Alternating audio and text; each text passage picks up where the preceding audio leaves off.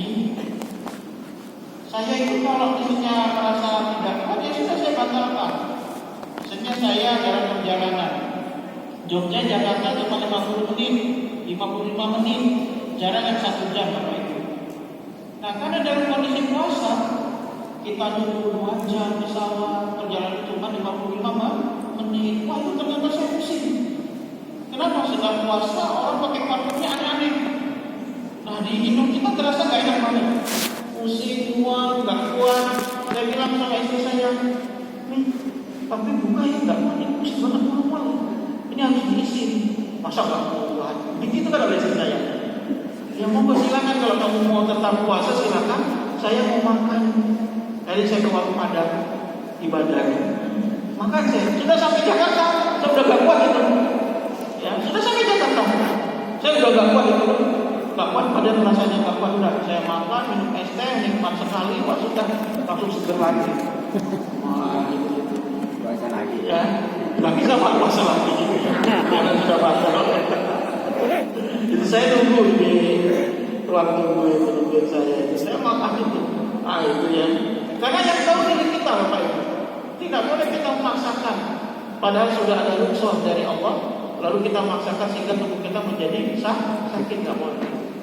Ya, dan begitu itu namanya rukhsah. Bahkan ada ulama yang mengatakan itu, saya sempat baca, saya lupa namanya. Ketika ada rukhsah, kamu tidak ambil, itu namanya kamu sama dengan apa? Bunuh diri. Ya gitu, ada rukhsah kok nggak diambil. Lebih utama ambil rukhsah, karena rukhsah itu adalah hadiah. Wah itu menarik gitu ya. Jadi rukhsah itu adalah hadiah dari Allah Subhanahu wa Ta'ala. Tapi saya nggak serta-merta langsung buka, enggak. Tapi kalau sudah pusing banget, udah nggak kuat, saya paham diri saya sendiri, saya buka puasa. Walaupun istri saya masih kuat, monggo silakan, gitu ya. Nah, selanjutnya kita akan berbicara terkait tentang membayar hutang puasa. Biasanya Bapak Ibu sekalian yang kita ketahui itu di masyarakat, ya, terkait dengan hutang puasa di dalam Al-Quran dikatakan surat Al-Baqarah 184 tadi sudah saya bacakan, ya, di mana kita membayar di hari lain di luar Ramadan. Tetapi terkadang di masyarakat itu muncul pernyataan hutang tahun kemarin harus lunas di tahun ini sebelum masuknya Ramadan yang akan datang. Kan begitu ya? Sehingga sekarang minggu-minggu ini Pak Bu, teman-teman saya di kantor itu yang perempuan banyak yang puasa. Nah itu bagus memang. Kalau memang mampu, silakan. Dan itu lebih utama menyelesaikan hutang puasa sebelum masuk Ramadan yang akan datang. Itu adalah keutamaan dan lebih afdal, lebih baik. Tetapi kalau memang ternyata tidak bisa melunasi sebelum masuk Ramadan berikutnya, apakah puasa kita yang hutang kemarin hilang? Tidak, tetap wajib dibayar di tahun berikutnya.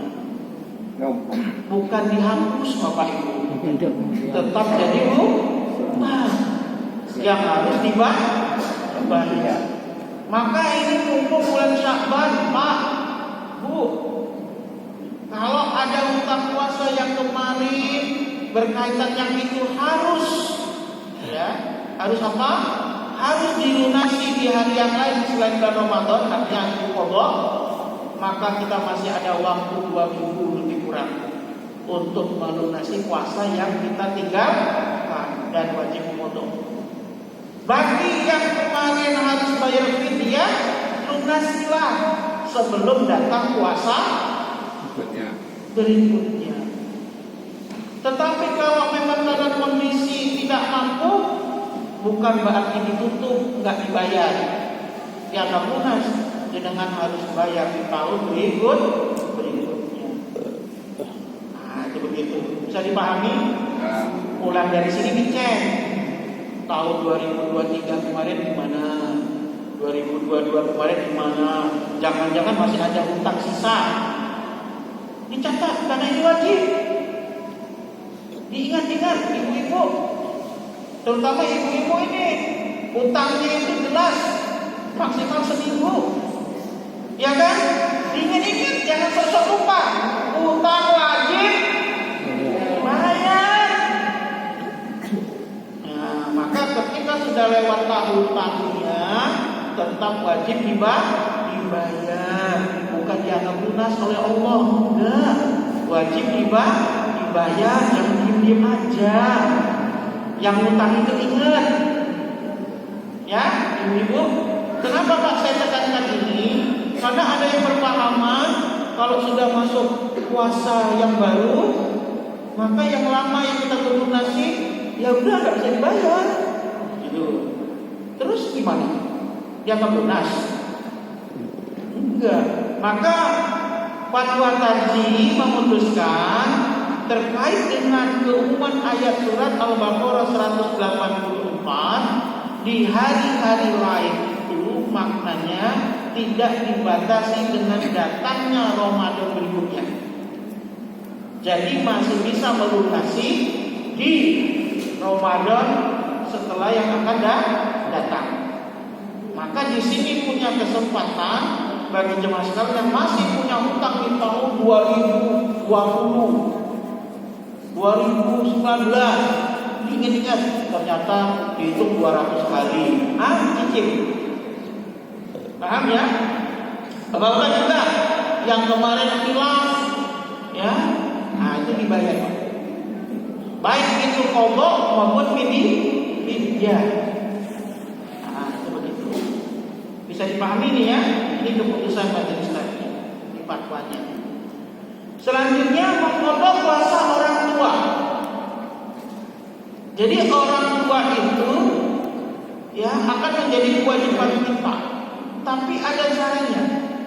Jika orang tua kita masih hidup, ya, namun sudah tidak mampu menggantinya disebabkan suatu uzur. Dalam hal ini karena sering sakit-sakitan, maka Islam memberikan kemudahan untuk mengganti puasa yang ditinggalkan dengan cara membayar fidyah, bukan dengan mengqadha puasa orang tua yang dilakukan oleh anaknya. Jika orang tua itu karena sakit-sakitan, ketika Ramadan sakit, lalu tinggal puasanya, tapi beliau masih hidup. Tapi tidak mampu juga membayar mengqadha puasanya disebabkan karena sakitan. Maka sang anak bukan mengqadha puasa orang tua karena dia ada unsurnya sakit tadi, ya, maka cukup membayar fidyah. Nah, itu begitu, ya. Jadi ingat orang tuanya kemarin yang sakit-sakitan udah lunas belum? Nah, itu begitu. Udah diqadha belum? Kalau masih nggak mampu mengqadhanya karena alasan dia sakit kemarin, sudah cukup bayar fidyah. Anaknya nggak perlu mengqadha mengganti puasa orang tuanya. Jika orang tua sudah wafat, ya, maka apa yang dilakukan? Nah, ini Bapak Ibu hadis-hadisnya dari Aisyah, ya, bahwa Rasulullah bersabda, "Man mata wa alaihi siyamun shoma anhu wali."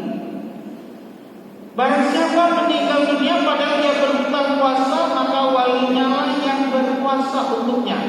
Hadis riwayat Bukhari dan Muslim. Lalu bertanyalah orang-orang ini, ya, dalam kajian fikih itu muncul pertanyaan begini: siapa yang dimaksud wali? Siapa yang dimaksud wali? Wali itu adalah keluarganya, ya, anaknya, pamannya, ya, orang tuanya, anaknya, saudaranya. Jadi kalau ada orang yang wafat lalu dia punya hutang puasa, maka yang bayar adalah keluarganya. Kalau dia anak, yang bayar siapa? Orang tuanya. Kalau dia orang tua, yang bayar siapa? Anaknya. Kalau tidak ada orang tua, tidak ada anak, yang bayar siapa? Saudaranya. Gak punya saudara, makanya perlu diketahui. Saya sampaikan tadi. Coba ditanya keluarganya yang kemarin wafat itu, yang jomblo istiqomah sampai wafat, nah ditanya. Dia nggak punya anak, dia nggak punya keluarga, tanya kanan kirinya dia sempat punya utang puasa tak? Atau mungkin pernah cerita. Nah maka Bapak Ibu, kita ini ceritalah kepada keluarga kita kalau kita mungkin sempat meninggalkan puasa, khususnya mungkin saat itu kita sakit, kita paham betul nyawa sudah tidak lama lagi. Ceritakan, saya dulu pernah punya utang puasa. Tolong nanti kalau saya sampai wafat, buat dilunasi ya. Nah, dengan cara dikodok. Nah, itu begitu ya. Maka kita sebagai wali itu adalah keluarganya, tidak lepas dari kewajiban itu. Ya. Kenapa? Karena di dalam hadis riwayat Bukhari dikatakan pada inullahi ahqqu ayyuqda. Hutang kepada Allah itu lebih berhak untuk ditunaikan. Termasuklah di dalamnya adalah puasa.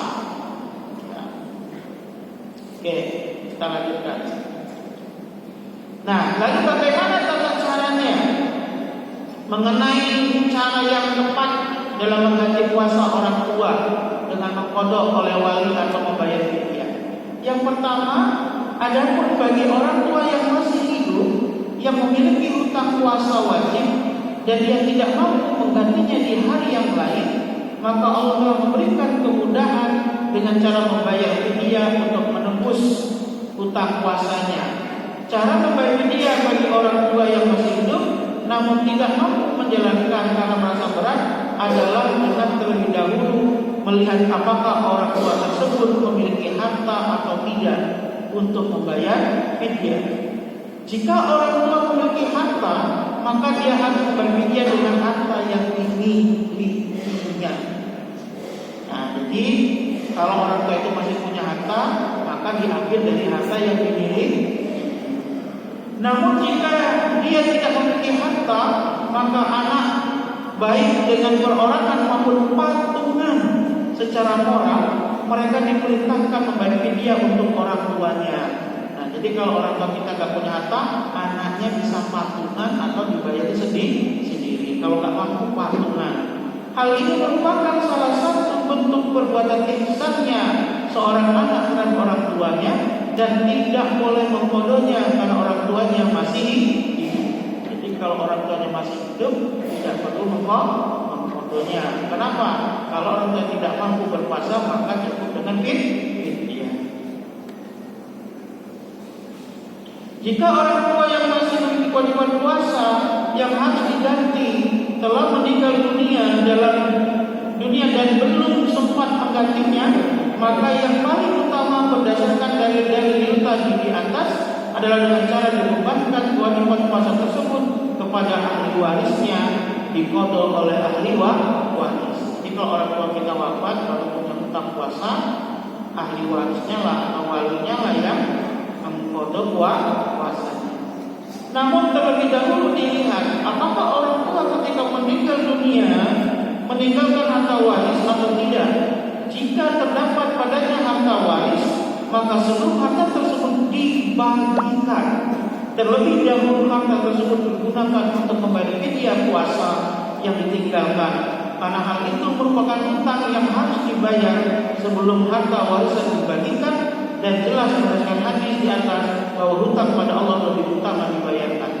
Jadi kalau orang tua sudah meninggal, terus dia punya harta, maka ini harus dibayar dulu fidyahnya sebelum harta waris itu dibagikan. Nah ini catatan penting Bapak Ibu. Karena kan selama ini yang kita tahu itu adalah menyelesaikan pemakamannya, bayar utang-utangnya, baru bagi waris. Utang itu biasanya kita ingat adalah utang di warung, utang usaha dan lain sebagainya. Padahal ada juga utang puasa, terutama terkait dengan fidyah. Maka kalau harta warisan itu ada, bayar dulu utang fidyahnya, baru dibagi waris. Ya, maka tanya dulu dengan anak yang orang tuanya di sana. Kak, Mas, Mbak, ibu bapak itu ada hutang puasa yang harus dilunasi fidyahnya? Oh ada. Berapa hari? 15 hari. Nah, diambilkan dari harta waris kalau ada. Namun jika orang itu tidak meninggalkan harta, maka secara moral anak ahli waris diperintahkan mengqada puasa atau boleh juga dengan bayar fidyah bagi orang tuanya. Namun melihat keadaan hadis kepada hadis di atas, maka yang paling utama menurut Rasulullah adalah mengqada puasa yang dilakukan oleh anaknya. Nah, jadi lebih utama adalah mengqada. Tapi kalau tidak bisa membayar fidyah, apalagi memang orang tua itu karena kendala sakit, ya. Oke, bisa dipahami ini terkait orang tua. Hati-hati, semua kita punya orang tua. Kita perlu ditanya, apakah membayar utang puasa harusnya berturut-turut? Nah, ini sering menjadi pertanyaan. Ya. Di dalam Al-Quran yang kan kita sudah baca berulang-ulang, di sana kalimat waqid dan min ayyamin ukhra. Gantilah beberapa bilangan hari yang kamu tinggalkan puasanya itu di hari lain. Tidak disebutkan harus berturut-turut, ya. Sebagaimana kewajiban membayar kafarah puasa 2 bulan disebutkan mutatabi'an. Jadi kalau orang yang kafarah puasa 2 bulan itu memang ada kalimat harus berurutan, tidak boleh terpotong. Tapi kalau meninggalkan puasa, ya, bukan karena kafarah, karena melakukan hubungan suami istri di siang hari, maka boleh tidak berurutan. Dan memang jangka waktunya panjang, Bapak Ibu. Tinggal kita yang mau bayar atau tidak. Tapi biasanya orang Indonesia sukanya mepet. Udah 2-3 minggu lagi mau Ramadan baru bayar. Gak apa-apa, yang penting lu lunas, ya. Ini tidak harus berurutan. Utang puasa dibayar bersama puasa sunnah boleh enggak? Nah, ini juga Bapak Ibu, ya. Maka kita bedakan puasa wajib dengan puasa sunnah. Puasa wajib itu kan termasuk ibadah makhdhah yang sudah ditentukan waktu dan pelaksanaannya. Sedangkan puasa sunnah hukumnya adalah sunnah, kedudukannya berbeda. Jadi nanti jangan kreatif. Puasa Syawal campur bayar utang, karena posisinya berbeda. Yang satu wajib, yang satu sunnah. Itu ya, ini perlu diketahui bersama. Puasa apa? Syawal nyambi bayar utang nggak bisa, ya. Kan sedekah dengan bayar utang berbeda kan? Beda. Ini saya sedekah sama kamu sambil bayar utang, jumlahnya sama kok. Nah, itu nggak bisa, ya. Nah, itu terkait dengan puasa. Sekarang kita lanjut membahas tentang fidyah. Nah, fidyah itu untuk siapa? Di dalam Al-Quran surah Al-Baqarah 184 sudah jelas. Allah Subhanahu wa taala berfirman, "A'udzu billahi minasyaitonir rajim. Wa 'alal ladzina yutiqunahu fidyatun ta'am." Dan diwajibkan bagi orang yang berat menjalankannya, yaitu puasa. Jika mereka tidak berpuasa, maka mereka membayar fidyah. Untuk siapa? Fidyah itu memberi makan orang miskin. Maka hati-hati bagian amil, termasuk pengurus masjid. Kadang kan orang suka titipkan fidyah itu ke masjid. Ya. Fidyah tidak boleh kecuali diberikan kepada orang miskin. Ya. Nggak boleh dipakai untuk renovasi masjid. Gak boleh diberikan keset, gak boleh diberikan yang lain, kecuali untuk apa? Orang miskin.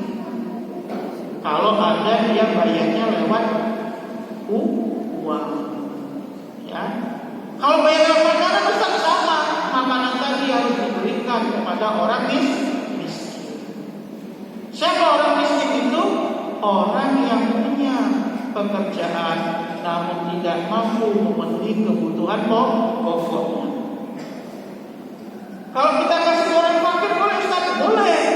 Karena orang fakir itu lebih rendah daripada orang miskin status ekonominya. Karena fakir itu adalah orang yang tidak punya pekerjaan tetap, bahkan juga tidak mampu memenuhi kebutuhannya. Sudah tidak punya pekerjaan, kebutuhan tidak terpenuhi. Sedangkan orang miskin punya pekerjaan tapi tidak mampu memenuhi. Artinya fakir itu statusnya lebih di bawah orang miskin. Nah, itu ya. Maka tidak boleh diberikan kepada sembarangan orang. Hati-hati. Bagaimana cara membayar fidyah? Bisa sekaligus bisa diangsur.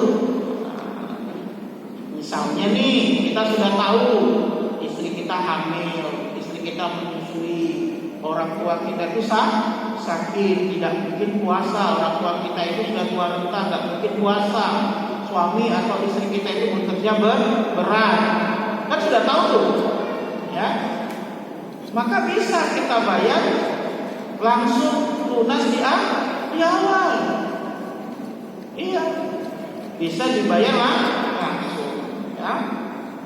Apa dalilnya? Surah Al-Baqarah 185. A'udzu billahi minasyaitonir rajim. Yuridullahu bikumul yusra wa la yuridu bikumul usra. Allah itu menghendaki kemudahan bagimu dan tidak menghendaki kesukaran bagimu. Ya. Di dalam hadis dikatakan dari Ibnu Abbas bahwasanya seorang wanita berkata, "Ya Rasulullah, sesungguhnya ibuku telah meninggal dunia sedang ia berbuka puasa nazar. Apakah aku berpuasa untuk menggantinya?" Rasul menjawab, "Bagaimana pendapatmu? Seandainya ibuku berhutang lalu kamu membayarnya, apakah pembayarannya itu dapat melunasi hutangnya?" Wanita menjawab, "Dapat." Rasulullah bersabda, "Berpuasalah untuk ibumu." Ini berkaitan dengan hutang puasa. Jadi kalau kita sudah tahu tadi keluarga kita atau istri kita, orang tua kita, saudara kita, dan memang dia sudah tidak wajib berpuasa dan mendapatkan unsur dengan membayar fidyah, maka bisa dibayarkan di awal. Nah, nanti akan ada pertanyaan, berapa fidyah yang harus dibayar? Nah, kita bahas dulu, Bapak Ibu. Makanan mentah atau masak untuk bayar fidyah itu? Nah, kita sering muncul pertanyaannya. Ya. Maka fatwa tadi mengatakan, menurut riwayat Bukhari dari Abu Hurairah, ketika Nabi didatangi orang yang harus membayar denda kafarat karena melakukan sesuatu yang merusak puasanya, padahal dia tak mampu membayar fidyah itu, maka Nabi memberinya tamar. Menurut bahasa, tamar itu berarti kurma yang sudah masak, bukan kurma yang masih basah yang belum siap dimakan. Namun kalau dibandingkan dengan beras sebagai makanan pokok, maka tamar itu makanan yang masaknya alami, bukan karena direbus sebagaimana beras yang belum dimasak. Dengan memahami yang demikian itu, kita mendapat pengertian bahwa membayar fidyah bagi orang yang tak mampu berpuasa itu dengan memberi makanan bagi fakir miskin berupa makanan yang dapat dimakan secara langsung maupun dapat disimpan sebagaimana tamar atau kurma tadi. Tetapi mengingat di Indonesia kurma bukan makanan yang pokok, sehingga sukar mencari dan menerima juga tidak merasakannya sebagai makanan pokok. Maka dalam pemahaman itu kita harus ta'amil miskin di dalam ayat dapat diluaskan, yakni makanan yang masih mentah maupun yang telah dimasak dari makanan pokok sehari-hari. Kalau memberikan makanan yang telah dimasak akan membawa konsekuensi memberikan tambahan lauk pauknya, karena makanan nasi saja suka dilaksanakan untuk lidah Indonesia. Jadi Bu, kalau mau bayar fidyah jangan cuma nasi doang, harus ada lauk pauknya. Wah, itu kan Rasul itu pakai kurma. Nah, kurma kan gak ada lauknya. Kurma beda Bu, dimakan 3 kenyang. Ya, nasi putih kan kenyang juga Ustaz sepiring, tapi nggak nafsu. Gitu ya. beras lebih utama karena masih dapat disimpan dan dapat dimasak menurut selera si penerima. Artinya fatwa tadi ini memberikan pilihan. Kalau kita mau membayarnya mengganti dengan beras, maka kasih saja beras yang belum dimasak. Kenapa? Karena itu lebih baik mereka bisa berkreasi. Wah, dapat beras nih, beras dia, ya nggak ada lauk, dia bisa buat bubur, hanya dikasih garam. Nggak mau bubur, dia bisa buat nasi goreng, iya kan? Nggak suka nasi goreng, dia bisa buat apa? Lontong, ya kan? Begitu. Nah itu lebih baik begitu. Nah tetapi Bapak Ibu juga bisa dipahami dari yang sini ya. Ukuran fidyah. Fidyah itu ukurannya berapa? Ya. Menurut fatwa tadi bahwa ukuran fidyah itu 6,6 kg beras, 6 ons kalau kita, atau 600 gram. 0,6 kg itu setara dengan 6 ons atau 600 gram beras untuk setiap puasa yang ditinggalkan. Jadi sehari itu 0,6 kg atau 6 ons beras. Ya. Jumlah fidyah yang harus dibayar itu dapat dikiaskan kepada kafarat sumpah yang dinyatakan pada ayat 89 surat Al-Maidah. Ya. Artinya adalah maka kafarat menganggap sumpah itu yang memberikan makan 10 orang miskin, yaitu dari makanan yang biasa kamu berikan kepada keluargamu. Jadi dikiaskan ke ayat ini. Artinya dari ayat tersebut bisa dimakan besar kafarat itu tidak sama lagi setiap orang, tergantung pada kemampuan. Jadi fidyah pun tergantung kemampuan. Jika dia ingin mengganti 0,6 kg beras tadi, ya, dengan uang silakan. Tetapi Bapak Ibu di Muhammadiyah itu memilih dengan harga sekali makan, ya, dengan menimbang itu lebih memberikan manfaat daripada hanya beras saja. Pada kenyataannya begitu, ya. Nah, jadi bagaimana cara menghitungnya kalau dikaitkan dengan uang? Maka dihitung saja. Ketika kita makan sekali makan itu berapa biasanya? Apakah 10.000 sudah bisa kita makan cukup dengan kita? Atau kita sekali makan 50.000 sekali makan, bukan sehari, sekali makan. Jadi itulah sekali makan. Jadi kalau jenengan itu sekali makan itu adalah 10.000, maka kalikan saja fidyah yang dibayar berapa hari. Jadi kalau sehari itu 10.000, maka dikalikan 30 hari berarti 300.000 selama 30 hari. Tapi kalau jenengan karena orang kaya sekali makan itu 100.000, maka kalau sebulan jadi 3 juta. Nah, Jakarta tahun kemarin itu 50.000 fidyahnya. Sekali meninggalkan puasa fidyahnya 50.000. Itu Basnas Jakarta memutuskan begitu. Kenapa?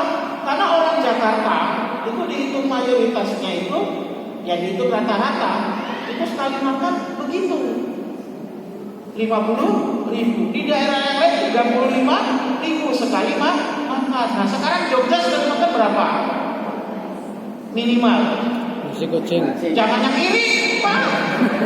Nasi kucing 2.000 Ustaz. Nah, itu kalau jenengan nongkrong. Tek kalah matek. Iya kan? Normalnya makan kotek berapa? Berapa? 10.000. Tapi jenengan tiap hari kotek? Enggak juga kan? Artinya dipikirlah. Kita yang paling tahu standar makan kita itu kalau beli di pasar itu biasanya 10.000 kah, 15.000, jenengan yang paling tahu. Jadi kita tidak memikirkan berapa. Jadi kalau ada lembaga zakat menentukan, itu dia sudah menghitung rata-rata dan yang afdol menyelamatkan dari kesalahan. Maka di Jakarta itu 50.000, ada yang 35.000. Nah, Jogja itu biasanya ada yang 10.000, ada yang 15.000 ditentukan begitu. Ada yang 25.000. Saya kalau ada orang nanya dan ingin memberikan kepada saya, Ustaz saya titip video ya. Video itu berapa Ustaz? Yang terkadang jenengan kalau makan kerja terus makan di warung itu biasanya standarnya berapa? Oh saya biasanya 20.000 Ustaz.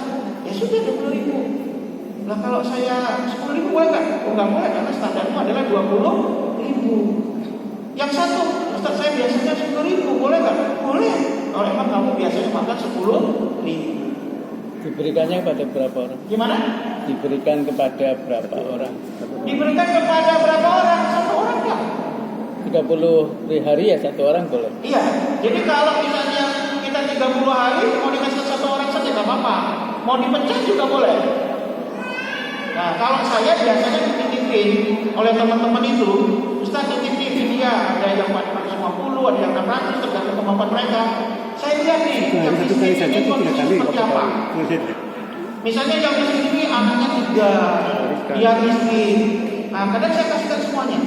Ini 600.000 uang fidyah atas nama si Fulan bin Fulan. Tapi kalau saya lihat oh dia ini jomblo, tapi miskin, udah saya kasih separuhnya 15 hari. Nah itu begitu ya. Nah kadang kita juga kasihkan dengan orang yang memang kita lihat membutuhkan, nah, kita kasihkan.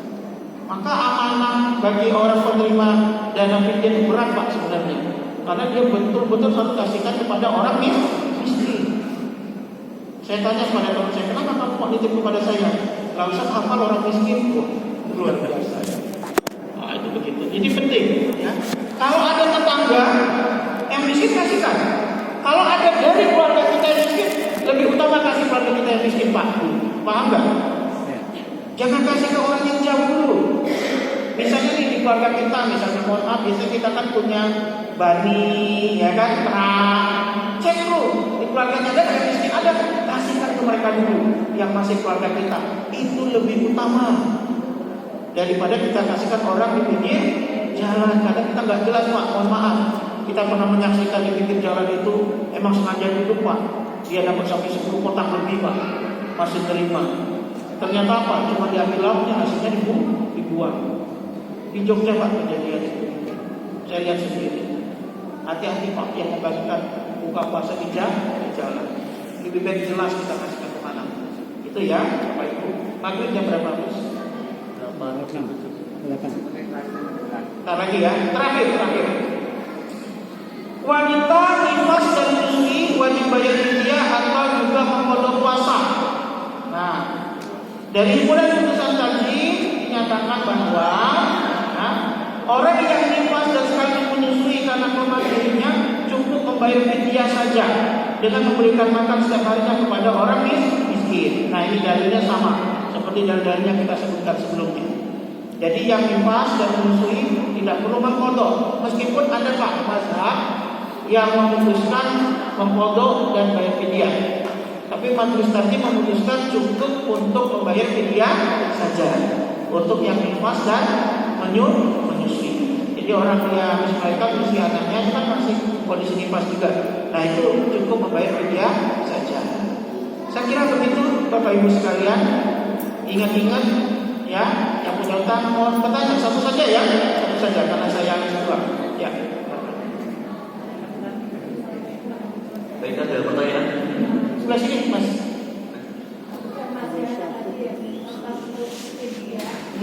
Pakai mikrofon kan? Ketentuannya 1 kali makan. Ya. Nah, padahal kita kalau meninggalkan puasa melewati sahur dan buka puasa, Ya. 2 kali makan. Gimana ya, Ustaz? Yang pertama, yang kedua, Ustaz, tadi tentang orang tua.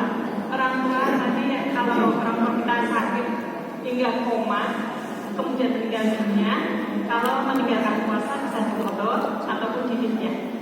Kalau seperti gimana, Ustaz? Ya. Baik. Assalamualaikum warahmatullahi wabarakatuh. Waalaikumsalam warahmatullahi wabarakatuh. Yang pertama, kita itu kan puasa makannya 2 kali. Kenapa nggak katakan kalau nggak puasa 3 kali? Ya kan? Nah, ini majelis tarjih memandang karena kalimatnya tidak membicarakan ya berapa kali makannya. Kalimatnya umum memberi makan orang miskin. Itu Al-Baqarah 184. Yang kedua dikaitkan dengan ya hadis tadi terkait dengan tamar. Ya, hadis ketika ada sahabat yang melakukan hubungan suami istri di siang hari, maka dia kan pertama disuruh membebaskan budak, nggak mampu tuh, ya kan? Lalu disuruh mengganti dengan puasa 60 hari berturut-turut, nggak mampu juga ya Rasulullah, ya kan? Lalu disuruh apa? Memberi makan 60 orang miskin, nggak mampu juga kan? Karena saya paling miskin, katanya begitu. Ya sudah, lalu dikasih Nabi tamar, kasihkanlah ini kepada keluargamu. Itu begitu. Dan orang miskin, itu begitu. Jadi itulah alasannya kenapa kok satu hari dihitung satu berdasarkan riwayat tadi. Itu begitu. Seandainya itu harus 2 kali, seharusnya Nabi bilang bukan 60, tapi 120. Ya kan? Tapi Nabi bilangnya 60 orang miskin. Lalu pertanyaannya tadi, kalau puasa harus dikodok bagi orang tua yang sudah meninggal tapi punya utang puasa, kenapa sholat tidak? Nah inilah pertanyaan sering masuk kepada kami, karena kami tidak mendapatkan dalil yang membicarakan itu. Yang ada adalah pendapat.